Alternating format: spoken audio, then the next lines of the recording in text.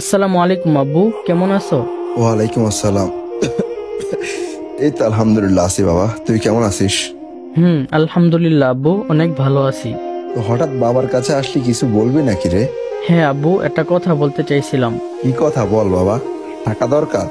টাকা লাগলে আমার পাঞ্জাবি আছে, ওইখানে পাঞ্জাবের পকেট থেকে নিয়ে নে তোর যা লাগে। না আব্বু, আমার টাকা লাগবে না। টাকা লাগবে না? তাহলে কি কোনো সমস্যা? কি হয়েছে বল বাবারে। না মানে কখনো এরকম ভাবে বলা হয়নি তো। আরে বাজান, কি বলতে চাস বল বাবারে, তুই না বললে তো বাবা বুঝবো না যে তোর কি লাগবে। বলতে চাইছিলাম আই লাভ ইউ আব্বু, তোমাকে অনেক ভালোবাসি, মন থেকে ভালোবাসি। আরে পাগল, আমি তো জানি যে তুই আমার অনেক ভালোবাসিস, আমি তো তোর অনেক ভালোবাসি রে বাবা। আচ্ছা আব্বু, আরেকটা কথা ছিল। বল তুই কি বলতে চাস।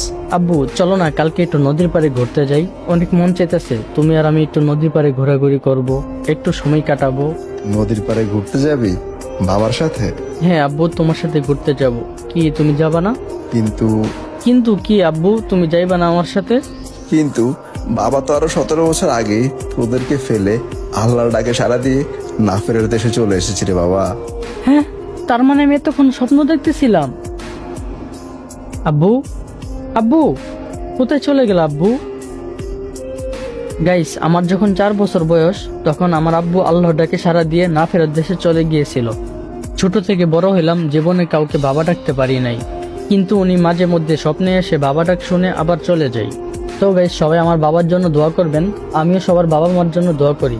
আর যাদের বাবা মা বেঁচে আছে, দোয়া করি আল্লাহ তাআলা যেন তাদের সবাইকে নেক হায়াত দান করেন। আমিন।